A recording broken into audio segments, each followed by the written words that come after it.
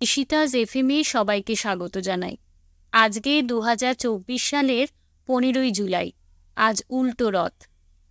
আজকের এই দিনে আমার নিবেদন লেখক জলধর সেন রচিত কাঙালের ঠাকুর। যদি গল্পটি ভালো লাগে, লাইক, শেয়ার, সাবস্ক্রাইব করে আমাকে উৎসাহ দেবেন।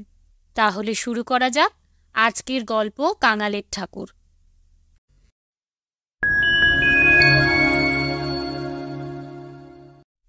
জ্যৈষ্ঠ মাসের মাঝামাঝি সময়ে একজন জগন্নাথ দেবের পাণ্ডা আমাদের গ্রামে আসিয়া উপস্থিত হইলেন। আমাদের সোনাপুর গ্রামখানি খুব বড় নহে, বড় মানুষের বাসও তেমন বেশি নহে। প্রায় সকলেই আমাদেরই মতো সামান্য অবস্থার গৃহস্থ। তাই প্রতি বৎসরই পাণ্ডা ঠাকুরের শোভাগমন হয় না। জগন্নাথ দর্শনার্থী যাত্রী বছরে বছরেই পাওয়া যায় না। 2-4 বৎসর অন্তর পাণ্ডা ঠাকুর আসেন এবং যেমন করিয়া হোক 10-20 জন যাত্রী লইয়া যান। আমি যেবারের কথা বলিতেছি, তাহার পূর্ববৎসর আমার পিতা ঠাকুর স্বর্গারোহণ করেন। আমার পিতৃব্য শ্রীযুক্ত দয়ালচন্দ্র দে মহাশয় আমার মাতা ঠাকুরানীর তখন অভিভাবক। পিতা ঠাকুর বর্তমানেই কাকা পৃথক হন, বাড়িও পৃথক করেন। আমরা জাতিতে সুবর্ণবণিক।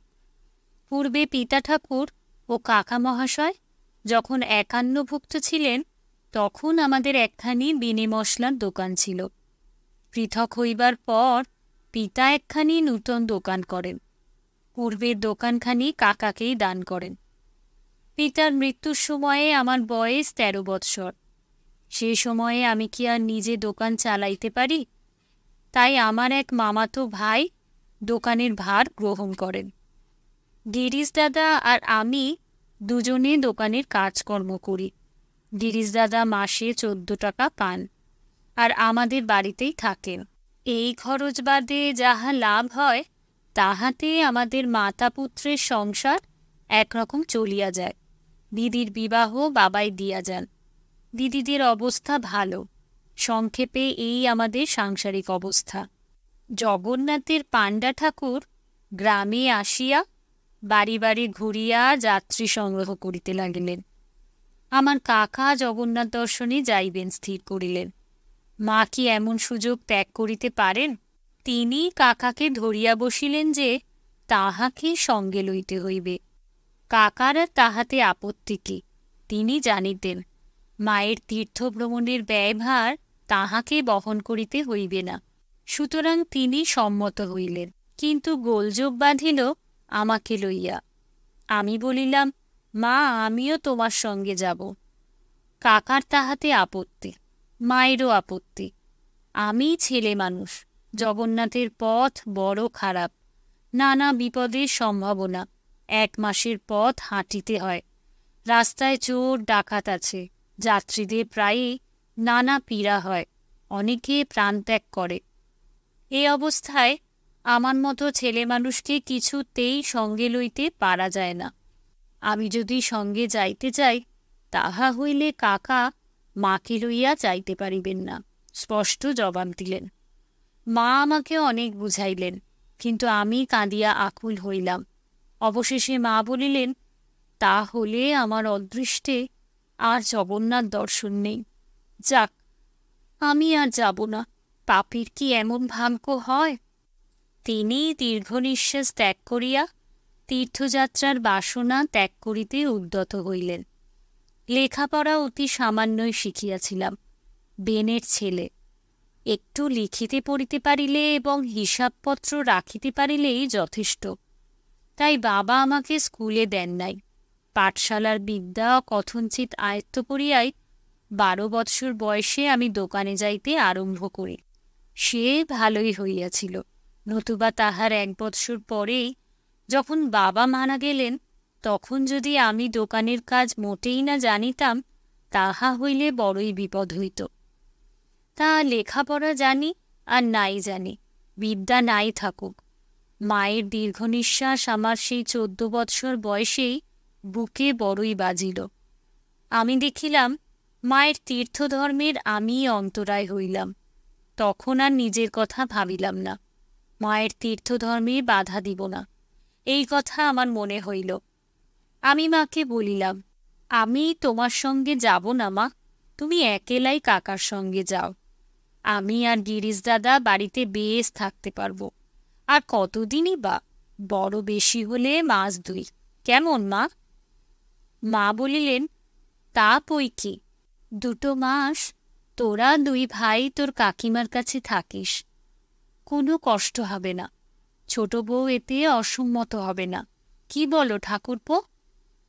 কাকা বলিলেন, তা আর কথা কি, তুমি তো জানো বড় বউ, আমি কি আর ইচ্ছে করে পৃথক হয়েছিলাম? দাদাই জোর করে পৃথক করে দিলেন। বললেন, যে দিনকাল পড়েছে তাতে পৃথক হলেই মনের মিল থাকবে, তাই তো পৃথক হয়েছিলাম। আমার কি আর ইচ্ছে ছিল? তারপর দাদা মারা গেলেও তো তোমাকে বলেছিলাম, আর কেন, 2 দোকান এক করে ফেলে একসঙ্গে থাকি। তখন তোমার ভাই তো তাতে বাধা দিলেন। যাক সে কথা, থাক। সুবেশ আর গিরিশ আমার ওখানেই থাকবে। আর তুমি তো আমার সম্বন্ধী রায়চরণকে জানো, সে 1 মাস 2 এখানে থেকে আমার দোকান দেখবে, বাড়িরও ভার নেবে। মা বলিলেন, তাহলে ঠাকুরপো ছোট বউকেও নিয়ে যাই না, এমন সুবিধে কি তার আর মিলবে? ছেলে পিলে তো হলো না যে তাই নিয়ে থাকবে, তাকেও সঙ্গে নিয়ে চলো। কাকা বলিলেন, এই শোনো কথা, আজ 3 দিন ধরে তাকে বুঝিয়ে সুজিয়ে ঠিক করেছি, এখন তুমি আবার তাল তোলো। শেষে দেখছি কারও যাওয়া হবে না। আর তার কি এখন তীর্থধর্মের সময়? সে পরে হবে, তুমি আর ওগোল তুলো না বড় বউ। সুরেশ বাড়ি রইল, তাকে দেখবে কে? সে কথা ঠিক বলেছ ঠাকুরপো, তার হাতে ছেলেকে সমর্পণ করেই তো আমি যাব। না, সে থাক, বেঁচে থাক তোমার লক্ষ্মীর শ্রী বারুদ, সে কত তীর্থধর্ম করতে পারবে। 2রা আষাঢ় শুভ দিনে গ্রামের আরও 8-10 জন মেয়ে ও পুরুষের সঙ্গে কাকা ও মা জগন্নাথ দর্শনে যাত্রা করিলেন। এখনকার মতো সে সময় রেল হয় নাই। তখন আমাদের গ্রাম থেকে হেঁটে গিয়ে রেলে কলিকাতায় যেতে হতো, সেখান থেকে নৌকায় উঠে উলুবেড়ে। তারপর যাদের অবস্থা ভালো নয় তারা সারা পথ হেঁটে যেত, পথে চটিতে থাকতে হতো। রাস্তা কি কম? পাণ্ডা ঠাকুর গল্প করত, সে দেশে আমাদের দেশের মতো ক্রোশ নয়, ডাল ভাঙা ক্রোশ। রাস্তার কোনো স্থানের গাছ থেকে একটা ডাল ভেঙে নিয়ে পথ হাঁটতে হাঁটতে যখন ডালের পাতাগুলো শুকিয়ে যেত তখন 1 ক্রোশ পথ চলা হতো। তাই তখন লোকে বলতো, বাবা জগন্নাথের কথা যেন মনে হয়, পথের কথা মনে না হয়। এই রকম কত কথা যে সেই সময় শুনেছিলাম, তার সব কি আর মনে আছে? মা চলে যাবার পর প্রথম প্রতিদিনই তার কথা মনে হতো। গিরিশ দাদার সঙ্গে মায়ের কথাই হতো। দোকান বন্ধ করে যখন কাকার বাড়িতে রাত্রিতে আহার করতে যেতাম তখন কাকিমার কাছে বসে মায়ের কথাই বলতাম। একদিন কাকিমা বললেন, দেখ সুরেশ, তুই যে রোজই কেবল মায়ের কথা বলিস তাতে তার তীর্থধর্ম হবে না। এত কষ্ট করে জগন্নাথে গিয়েও দিদি ঠাকুরের দর্শন পাবেন না। আমি বললাম, ঠাকুরের দর্শন পাবেন না কেন? আমরা এখানে বসে কথা বলছি, তাতে কি দোষ হচ্ছে? কাকিমা বললেন, ওরে হাবা ছেলে, তুই যখন এখানে বসে তোর মায়ের কথা ভাবিস তখন তিনি যেখানেই থাকুন সেখানেই তার তখন তোর কথা মনে হয়। শুনেছি অদ্দেষ্টে নেই, নিজের কথা বলতে পারি নে। শুনেছি ছেলে কাঁদলে কি ছেলের কষ্ট হলে যত দূরেই হোক না কেন মায়ের প্রাণ অমনি কেঁদে ওঠে। ও নারীর বাঁধন বড় শক্ত বাঁধন। তুই যদি এখানে বসে তোর মায়ের জন্য এখন কাঁদিস তাহলে সেই পুরীর পথে চটিতে বসে এই এখনই তোর মায়ের প্রাণ কেঁদে উঠবেই, তার মনে তোর কথা জাগবে, তাহলে তার আর জগন্নাথ দর্শন হবে না। আমি বললাম, সে কি করে হবে কাকিমা? কাকিমা বললেন, তাই হয় রে বাবা, তাই হয়। তুই তার কথা যখন তখন ভাবলে তাকেও তোর কথা ভাবতেই হবে। তার ফল কি হবে শুনবি? আমার বাপের বাড়ির গায়ের একজন বিধবা এই তোর মায়ের মতো, একবারে তোরই মতো, কি তোর চাইতে হয়তো একটু ছোট। একটি ছেলেকে বাড়িতে রেখে জগন্নাথ গিয়েছিল। বিধবা সারা পথ শুধু ছেলের কথাই ভাবত, ছেলের কথাই বলতো। এই আমার খোকা এখন ভাত খাচ্ছে, এই আমার খোকা এখন হয়তো খেলা করছে, এই আমার খোকা বুঝি কাঁদছে, এই আমার খোকার বুঝি খিদে পেয়েছে। হতভাগীটা সারাটা পথ শুধু এই করেই গিয়েছিল। সাথী যারা ছিল তারা কত নিষেধ করত, বলতো, খোকার মা, খোকার কথা ভেবো না, জগন্নাথ দেবের কথা ভাবো। সে কিন্তু তা পারত না। তার মন পড়েছিল যে তার খোকার কাছে। তারপর কি হলো শুনবি? পুরীতে পৌঁছে যখন তারা ধুলো পায়ে জগন্নাথ দর্শন করতে মন্দিরে গেল, তখন আর সকলে ঠাকুরের চাঁদ মুখ বেশ দেখতে পেলে। কিন্তু ওই হতভাগী খোকার মা বলতে লাগলো কি, কই, মন্দিরের মধ্যে তো জগন্নাথ দেখতে পাইনি, ও যে আমার খোকার মুখ। 3 দিন উপরি উপরি দেখতে গেল, খোকার মুখ ভিন্ন আর কিচ্ছু দেখতে পেলে না। রথে যখন ঠাকুরকে তোলা হলো তখনও দেখতে গেল, কিন্তু সে চাঁদ মুখ আর দর্শন হলো না। সে তার খোকার মুখই দেখলে, ঠাকুর তাকে দর্শনই দিলেন না। জগন্নাথ যে সে ঠাকুর নয় সুরেশ, তারই দিকে মন দিয়ে না গেলে তিনি দর্শন দেন না। আরও শুনবি? গল্প শুনেছি, এক বুড়ি একবার জগন্নাথে গিয়েছিল। যাবার সময়ে তার বাড়ির উঠানে একটা সজনে গাছে ফুল ফুটতে দেখে গিয়েছিল। বুড়ি সারা পথ সেই সজনের ফুল আর খাড়ার কথা ভাবতে ভাবতে গিয়েছিল। মন্দিরে গিয়ে সে নাকি সজনে খাড়াই দেখেছিল। জানিস, এ সব সত্যি কথা। তাই তোকে বলছি, মায়ের জন্য অত কাতর হলে তোর মায়ের মনও তোর জন্য কাতর হবে। তখন তিনি মন্দিরে গিয়ে ঠাকুরের দর্শন পাবেন না, দেখবেন তোর মুখ। এত কষ্ট, এত খরচ সব বৃথা হয়ে যাবে। কাকিমার কথা শুনে মনে বড়ই ভয় হলো। তাহলে তো মায়ের কথা ভাবা ঠিক নয়। কিন্তু মন কি সে কথা বোঝে? সংসারে মা বিনে আমার যে আর কেউ নেই। এই 14 বৎসর তাঁরই স্নেহধারায় যে আমি পুষ্ট, বর্ধিত। আমার সেই স্নেহময়ী জননীর কথা যে সময়ে অসময়ে আমার মনে হতে চায়। কোনো বাধা বিপত্তির কথা যে মনে থাকে না। 2-1 দিনের পথ হলেও না হয় মনকে প্রবোধ দিতে পারতাম।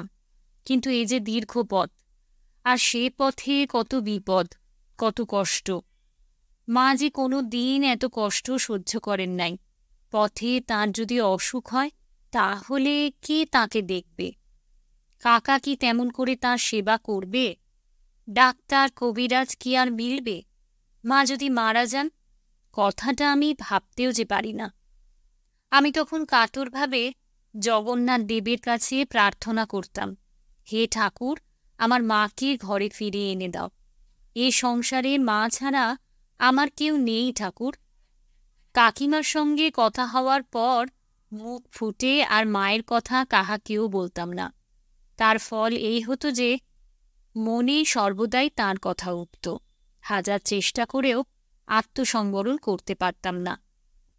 সেবার 24 রথ, 24 পর্যন্ত চুপ করেই ছিলাম। তারপর তো আর ভয় ছিল না। মায়ের জগন্নাথ দর্শন তো হয়ে গিয়েছে। এখন তো তিনি বাড়ি ফিরবেন। এখন আর তার কথা বললে তার ঠাকুর দর্শনের কোনো ব্যাঘাতই হবে না। তখন আমি দিন গুনতে আরম্ভ করলাম। 2রা তারিখে তারা বাড়ি থেকে বেরিয়েছেন। 20-21 নিশ্চয়ই পুরীতে পৌঁছে গিয়েছেন। তাহলে যেতে লেগেছে 18 দিন। 24 রথ হয়ে গেছে। তারা না হয় আরও 1 দিন কি 2 দিনই সেখানে বাস করবেন।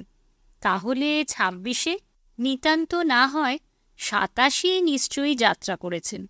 সেই 27 থেকেই আমি দিন গুনতে আরম্ভ করে দিলাম। কোথায় সোনাপুর আর কোথায় সেই অজানা অচেনা পথ পুরী। সে পথের কোনো সংবাদই আমি জানতাম না। তবুও প্রতিদিন আমি সেই পথের কথা ভাবতাম। এই একদিনে মা ৩ ক্রোশ পথ এসে একটা চটিতে উঠেছেন। এই তার পরদিন মা খুব জোরে পথ চলছেন, তাকে শীঘ্র বাড়ি আসতে হবে। আমি যে তাঁর পথ চেয়ে বসে আছি, মা তো তা বেশ বুঝতে পারছেন। কাকিমা যে বলেছেন মায়ের ছেলের প্রাণ এক তারে বাঁধা, আমি যে এত আকুল হয়েছি মা সে কথা বেশ জানতে পারছেন। পথে বিলম্ব তা তিনি কিছুতেই করতে পারবেন না। যেতে যদি 18 দিন লেগে থাকে, তাহলে ফিরতে 15 দিনের বেশি কিছুতেই লাগবে না। মাকে যে ছুটে আসতে হবে। যারা সঙ্গে গিয়েছে তারাও ছুটছে বইকি, সবারই তো বাড়িঘর আছে। কাকা কি আর পথে বিলম্ব করতে পারেন? পরের উপর দোকান সংসার ফেলে তিনি কি আর নিশ্চিন্ত আছেন? আমি সোনাপুরে আমাদের দোকানে বসে প্রতিদিন তাঁদের পথ হাঁটা দেখি, তাঁদের জোরে পথ চলাই, পথে বিশ্রাম করতে দিই না। 1 ঘন্টা থেকে 1.5 ঘন্টা হলেই চটি থেকে পথে নামাই। ঝড় বৃষ্টি বা প্রখর রৌদ্র কিছুই মানি নে। আমার যে গরজ বেশি। 15 দিন চলে গেল, 16 দিনও গেল, কই মা তো ফেরেন না। গ্রামের যারা গিয়েছিলেন তাদেরও সংবাদ নাই। কাকারই বা কি বিবেচনা? সেই পুরী পৌঁছে একখানি পত্র লিখেছিলেন, তারপর এই এতদিনের মধ্যে একটা সংবাদও দিলেন না। 2 লাইন একখানি পত্র লিখতে এত আলস্য। 18 দিনও গেল, 19 দিন এলো।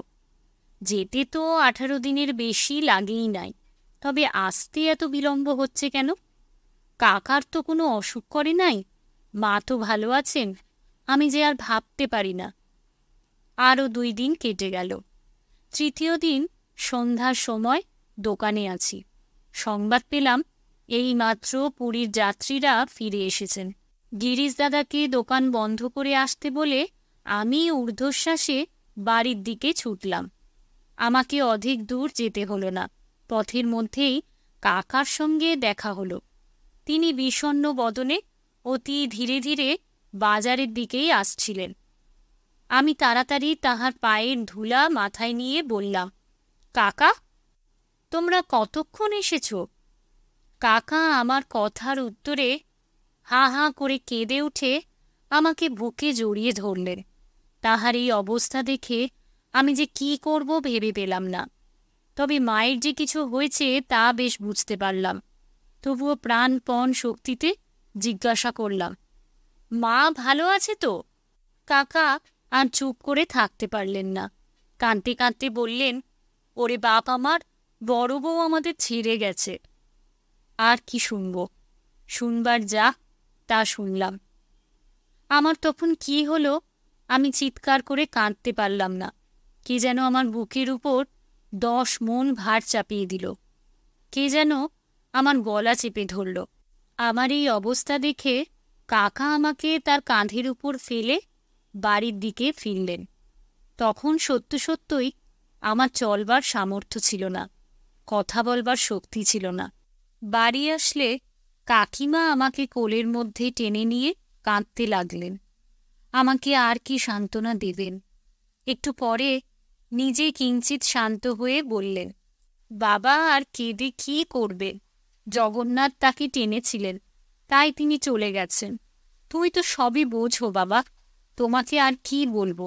হায় হায়, বিদেশে বিভুঁইয়ে কেমন করেই তার প্রাণটা বেরিয়ে গিয়েছে। তখনও কান্না থামে না। আমার শরীরের সব শুকিয়ে গিয়েছে, চোখে জল আসবে কোথা থেকে?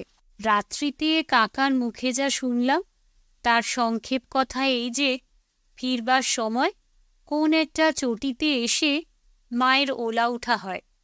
সেখানে আর ডাক্তার কবিরাজ কোথায় পাওয়া যাবে?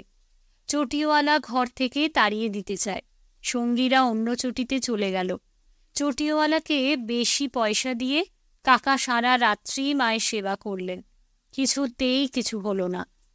একেবারে সাক্ষাৎ কাল এসে ধরেছিল। ভোরের বেলায় মার দেহত্যাগ হলে কাকা প্রায় 30 টাকা খরচ করে অনেক কষ্টে লোকজন ডেকে মায়ের সৎকার করেছিলেন। সঙ্গী যাত্রীরা ভোরেই সে চটি ছেড়ে এগিয়ে গিয়েছিল। কাকা অনেক কষ্টে এসে তাদের সঙ্গ পান। 7ই শ্রাবণের কথা। যেদিন কাকা বাড়ি এলেন সেদিন 15ই শ্রাবণ। 8 দিন হইল মা দেহত্যাগ করেছেন। সব মিটে গেল। বাবা গেলেন, মা ছিলেন, তিনিও গেলেন। 14 বছর বয়সে আমি একেবারে অনাথ হলাম। আপনার বলতে এক দিদি, সেও তো পরের ঘরে। কাকাই কর্তা হয়ে মায়ের শ্রাদ্ধের আয়োজন করতে লাগলেন। দিদিকে তার শ্বশুরবাড়ি থেকে নিয়ে এলেন। বড় মামা ও মামিকে আনা হলো। যেখানে যে কুটুম ছিল সকলকেই সংবাদ দেওয়া হলো। এই যে আমার জীবনের শেষ কাজ। কাকা মায়ের শ্রাদ্ধের খরচপত্র একটু কম করতে চেয়েছিলেন, কিন্তু আমার ভগিনী ও ভগিনীপতি তাতে সম্মত হলেন না। মায়ের বাক্সে কিছু টাকা পাওয়া গেল, কিন্তু সে খুব বেশি নয়, মোটে 800 টাকা। দিদি বললেন, 800 টাকা? সে হতেই পারে না। আমি বাবার শ্রাদ্ধের সময় নিজের চোখে দেখে গিয়েছি। নগদ প্রায় 2500 টাকা ছিল। এরপর কিছু লগ্নিও ছিল। সেই সব টাকা কোথায় গেল? কাকিমা বললেন, বোধহয় লগ্নি আরও বাড়িয়ে গেছেন। তারপর জগন্নাথে যাওয়ার সময়ও 500 টাকা নিয়ে গিয়েছিলেন। সে তো আমিই জানি। ওদের জিজ্ঞাসা করলাম, মরবার সময় দিদির কাছে কি টাকা কড়ি ছিল। তাতে শুনলাম সেসব কি তখন খোঁজ নেবার সময়? যদি কিছু থেকে থাকে তা দিদির সঙ্গেই গেছে। দিদি বললেন, যাক, মাই যখন গেলেন তখন তার টাকার কথা আর ভেবে কি হবে। কাকিমা বললেন, কথা তো সত্যি, কিন্তু মরবার সময় দিদির কাছে নিশ্চয়ই 150-200 টাকা ছিলই ছিল। তোমার কাকার কি সেসব দেখা উচিত ছিল না? সে তার কিছুই জানে না বললে। আমি বললাম, সে কথায় আর কাজ কি? আমার যা আছে তাই দিয়েই মায়ের কাজ ভালো করে হোক। আর তো মায়ের জন্য কিছু খরচ করতে হবে না। সেইভাবেই আয়োজন হতে লাগল। দেখতে দেখতে শ্রাদ্ধের দিন উপস্থিত হল। আত্মীয় কুটুম প্রতিবেশীতে বাড়ি ভরে গেল। কাকার আর অবকাশ নাই। সমস্ত আয়োজনই যথারীতি হল। আমাদের বৃষোৎসর্গ করতে নেই। পূর্বেও কোনো শ্রাদ্ধে তাহা হয় নাই। সুতরাং সে আয়োজন করা হল না। যথাসময়ে সকলে সভাস্থ হলেন। পুরোহিত মহাশয় সমস্ত গোছাইয়া লইলেন। আমি সবে শ্রাদ্ধাধিকারীর আসন গ্রহণ করতে যাব। বেলা তখন প্রায় 10টা। সেই সময় বাড়ির বাহিরে মহাগোলযোগ আরম্ভ হল। কি হল দেখবার জন্য কয়েকজন লোক বাহিরে ছুটে গেল। কাকাও গেলেন। একজন তাড়াতাড়ি ভিতরে এসে বলে উঠলেন, ওরে শ্রাদ্ধ রাখ, যাঁর শ্রাদ্ধ করতে বসেছ তিনি এসে হাজির। সুরেশের মা মরেন নাই, ফিরে এসেছেন। মা মরেন নাই, ফিরে এসেছেন? সে কি কথা? এও কি হয়? আমার মাথা ঘুরে গেল। আমি অজ্ঞান হয়ে পড়ে গেলাম। আমার যখন জ্ঞান হলো তখন দেখলাম সত্য সত্যই মা আমাকে কোলে করে বসে আছেন, দিদি আমার পাশে। আমি অতি ধীরে বললাম, মা, মা গো। এই যে বাবা আমি, বলে মা আমাকে বুকের মধ্যে চেপে ধরলেন।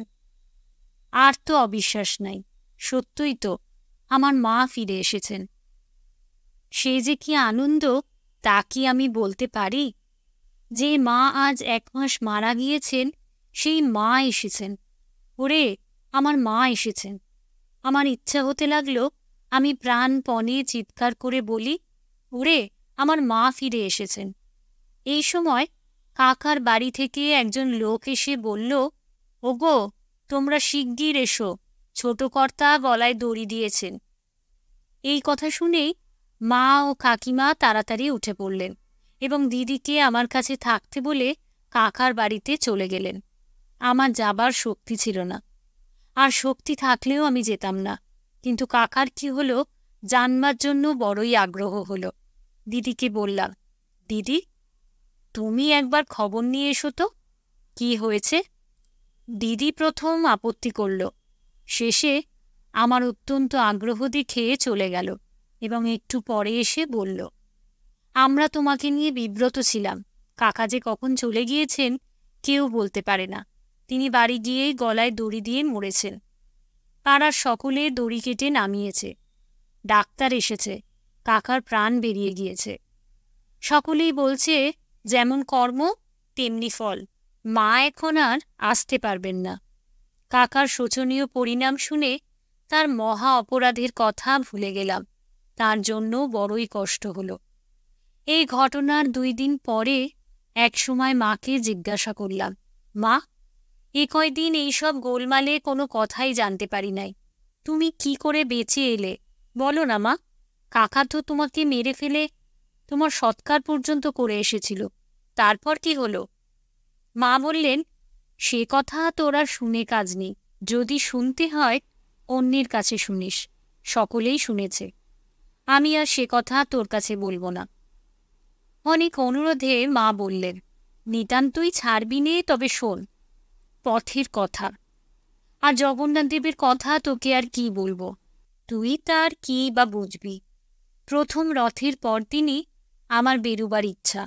তখন তো আর ঠাকুরের টান নেই, তোর টান। ঠাকুর তার খুব ফল দিয়েছেন, খুব সাজা দিয়েছেন। সঙ্গে যারা ছিল তারা সকলেই আরো 2 দিন থাকতে চাইলে। কি করি, থাকতে হলো। কিন্তু প্রাণ তখন বাড়ির দিকে, তোর দিকে। 3 দিনের দিন সকলে মিলে বেরিয়ে পড়লাম। আমার তখন এমন হয়েছে যে 2 দিনের পথ, একবেলায় আমার চলতেও আপত্তি নেই। আর সকলেরও প্রায় তাই। ঠাকুর বললেন, রও বেটি, তোর শিগগির বাড়ি যাওয়া ঘুচিয়ে দিচ্ছি। 10 দিন বেশ এলাম। 11 দিনের দিন পথের মধ্যে আমার পেটের অসুখ হলো। কাউকে সে কথা বললাম না। অতি কষ্টে পথ চলতে লাগলাম। সন্ধ্যার সময় একটা চটিতে এসে আমি একেবারে অসাড় হয়ে পড়লাম। খুব ভেদ বমি হতে লাগল। আমরা যে ঘরটার আশ্রয় নিয়েছিলাম, আমার অবস্থা দেখে সঙ্গীরা সে ঘর ছেড়ে আর একটা ঘরে চলে গেল। তোর কাকা আমার কাছে বসে থাকল। কেমন করে চটিওয়ালা সেই খবর পেল, আর যাবে কোথা? সে একেবারে একখানা লাঠি হাতে করে এসে বলল, এখনই বেরো, নইলে মেরে তাড়িয়ে দেব। ঠাকুরপো কত মিনতি করতে লাগল, বেশি পয়সা দিতে চাইল, কিন্তু কিছুতেই সে রাজি হল না। তখন কি আর আমার উঠবার শক্তি ছিল? অনেক কষ্টে বসে বসে কোনো রকমে বাইরে এলাম। এখন এই রাত্রে যাই কোথায়? নিকটেই একটা গাছ ছিল, তারই তলায় গিয়ে শুয়ে পড়লাম। ক্রমে আমার মনে হতে লাগল আমার হাত পা যেন অবশ হয়ে আসছে। তখন আর কথা বলবার শক্তি নেই। তোর কাকা আমাকে সেই অবস্থায় একলা ফেলে চটিতে গেল। সেখানে কি হলো জানি নে, একটু পরেই দেখি সকলে চটি থেকে সেই রাত্রেই বেরিয়ে পড়ল। বুঝলাম আমাকে এই গাছতলায় একলা ফেলে রেখে সাথীরা সবাই পালাচ্ছে। তখনও কিন্তু মনে হয় নাই ঠাকুরপো চলে যাবে। সে কি কখনো হয়? একটু পরেই দেখি ঠাকুরপো আমার কাছে এলো। আমার মনে আশা হলো সে আমাকে এমনি করে ফেলে রেখে যাবে না। ঠাকুরপো এসে কি করল শুনবি? সে এসে আমার নাকের কাছে হাত দিল, দেখল আমি বেঁচে আছি কিনা। তারপর আমার কোমরে যে টাকার গেজে বাঁধা ছিল সেইটি টেনে খুলে নিল। আমার তখনও বেশ জ্ঞান আছে, কিন্তু কথাও বলতে পারছি নে, হাত পাও নাড়তে পারছি নে। সে তখন চলে যায় দেখে আমি প্রাণপণে চিৎকার করবার চেষ্টা করলাম। আমার কি তখন সে শক্তি ছিল? সেই অন্ধকার রাত্রিতে গাছতলায় আমাকে ফেলে সে সত্যিই তাড়াতাড়ি চলে গেল। আমার বুকের ভিতর তখন যে কি করে উঠল তা তোকে কি করে বুঝাবো বাবা। সে অবস্থা যেন অতি বড় শত্রুরেরও কখনো না হয়। তখন আমি সব ভুলে গেলাম, তোর মুখখানিও ভুলে গেলাম। ঘর সংসারের কথা তখন আমার মনে এলো না। আমার মনে এলো বাবা জগন্নাথের কথা। আমি তখন মনে মনে তাকেই ডাকতে লাগলাম, তাঁরই পায়ে মন ঢেলে দিলাম। ক্রমে ক্রমে আমার যেন কি হলো, আমার চোখের সুমুখে সব আঁধার হয়ে আসতে লাগল। কিন্তু মনের মধ্যে, ওরে আমার বুকের মধ্যে, তখন দেখতে পেলাম ঠাকুরের সেই মুখখানি। তারপর কি হলো তা জানি নে। যখন আমার একটু জ্ঞান হলো, সে কতক্ষণ পরে তা কি করে বলবো। যখন একটু জ্ঞান হলো তখন যেন মনে হলো কে আমার গায়ে হাত বুলিয়ে দিচ্ছে। সে যে কি তা তোকে বলতে পারছি নে। আমার শরীরে যেন সেই হাত লেগে সব শীতল করে দিচ্ছিল। চোখ আর চাইতে পারিনি। চোখের উপর কে যেন 10 মণ পাথর চাপা দিয়েছে বলে মনে হলো। অনেক চেষ্টা করে একবার চাইলাম, কি দেখলাম শুনবি বাপ আমার? মুখে যে সে কথা আসে না, কেমন করে সে কথা তোকে বলবো। আমি চেয়ে দেখলাম, ঠাকুর, সত্যি ঠাকুর রে। সত্যি জগন্নাথ দেবের মুখ দেখলাম। তিনি আমার পাশে বসে রয়েছেন। তারই সেই চাঁদ মুখ আমি দেখতে পেলাম। একবার, শুধু একবার দেখা, তারপরে আবার চোখ বন্ধ হয়ে এলো। আমি চিৎকার করে ডাকলাম, প্রভু, দয়াল ঠাকুর, আর একবার আমার চোখ খুলে দাও, আর একবার তোমার চাঁদ মুখখানি দেখতে দাও। তারপর আর আমি চোখ খুলব না, আর আমি কিছুই চাইব না। হায়রে অভাগী, হায়রে আমার কপাল! ঠাকুরের আর দয়া হল না, আমার চোখ খুলল না। কিন্তু তখনও সেই শীতল হাত আমার গায়ে রয়েছে। আমার তখন মুখ শুকিয়ে গিয়েছিল। আমি অতি ধীরে বললাম, একটু জল। সুরেশ, বাবা আমার, ভালো করে শোন। সত্যি আমার মুখে কে জল দিল। সে তো জল নয়, সে চরণামৃত। তেমন জল তো কখনো খাইনি। কি যে তার গন্ধ, আর কি যে তার স্বাদ! সে অমৃত রে বাপ, সে অমৃত। আমার সকল জ্বালা যন্ত্রণা যেন দূর হয়ে গেল। এ স্বপন নয় বাবা, সত্যি কথা।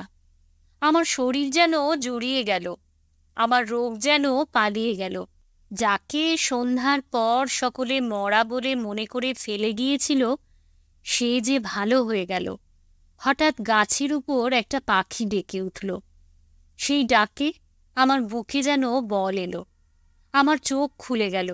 আমি চেয়ে দেখি ভোর হয়ে গেছে। পথে দিয়ে যাত্রীরা সব যাচ্ছে, কিন্তু আমার কাছে তো কেউ নেই। সেই গাছতলায় আমি একলা শুয়ে আছি। শরীরে কোনো যন্ত্রণা নেই। রাত্রে যে মরতে বসেছিলাম তেমন বোধও হল না। আমার যে অসুখ হয়েছিল তার চিহ্নমাত্রও নেই। আমি তখন উঠে বসে হাত জোর করে ঠাকুরকেই ডাকতে লাগলাম, প্রভু, কাঙালের ঠাকুর, এত দয়া তোমার এই অভাগীর ওপর। বাবা, তোর মা কত ভাগ্যবতী। তোর মায়ের সব আশা পূর্ণ হয়েছে বাপ। আমার মতো মহাপাপী ঠাকুরের চরণামৃত পেয়েছিল, তাই বেঁচে গেছে। তারপর আর কি, সঙ্গে পয়সা ছিল না, তাতে কি? যাবার সময় এত টাকা সঙ্গে থাকতেও একদিন খেতে পাইনি। কিন্তু যখন একটা পয়সাও নেই, তখন দয়াল ঠাকুর আমার জন্য আগে হতেই সব ঠিক করে রেখে দিতেন। সব ঠিক। পথে যেখানে গিয়েছি কাউকে বলতে হয় নাই। আমাকে ডেকে লোকে খেতে দিয়েছে। এ তারই খেলা, ওরে তারই। উলুবেড়ের নৌকার মাঝি আমাকে নিয়ে এলো। পয়সা নিল না, বলল, তোমার কাছে তো কিছুই নেই বলে মনে হচ্ছে, তোমাকে ভাড়া দিতে হবে না। কে তাকে কথা বলে দিল? কলকাতায় এসে শিয়ালদহ স্টেশনে এক পাশে বসে আছি। একটি বাবু এসে বলল, মা, তুমি কোথায় যাবে? আমি গ্রামের নাম বললাম। সে বলল, এখানে বসে কেন, টিকিট কিনলে না? আমি কোনো উত্তর দিলাম না। বাবুটি কি ভেবে চলে গেল। একটু পরেই এসে আমাকে একখানি টিকিট দিয়ে বলল, এসো মা, তোমাকে গাড়িতে তুলে দিচ্ছি। এসব তাঁরই খেলা রে, তাঁরই খেলা। পথে যারা খেতে দিয়েছিল, উলুবেড়ের সেই নৌকার মাঝি আর স্টেশনের সেই বাবু, এরা সব আমার সেই কাঙালের ঠাকুর। ঠাকুরে এইসব বেশ ধরে আমাকে তোর কাছে এনে দিয়ে গেলেন। বাবা, একটা কথা তোকে বলি, কোনোদিন মানুষের দিকে চাসনি। যখন বিপদে পড়বি আমার সেই কাঙালের ঠাকুরকে ডাকিস, তোর কোনো অভাব থাকবে না। তোকে আজ আমার ঠাকুরের চরণে নিবেদন করে দিই। এই বলিয়া মা আমাকে বুকের মধ্যে জড়াইয়া ধরিলেন। আমার বেশ মনে হইল কোন এক দেবতা আমাকে বুকে করে নিলেন। মায়ের রথযাত্রার ফলে আমার জীবনযাত্রার পথ ঠিক হয়ে গেল। সেই 14 বৎসর বয়সেই আমি পথ পেয়েছিলাম। সে কথা আজ নয়, আর একদিন। লেখক জলধর সেন রচিত কাঙালের ঠাকুর গল্পটি এখানেই শেষ হলো।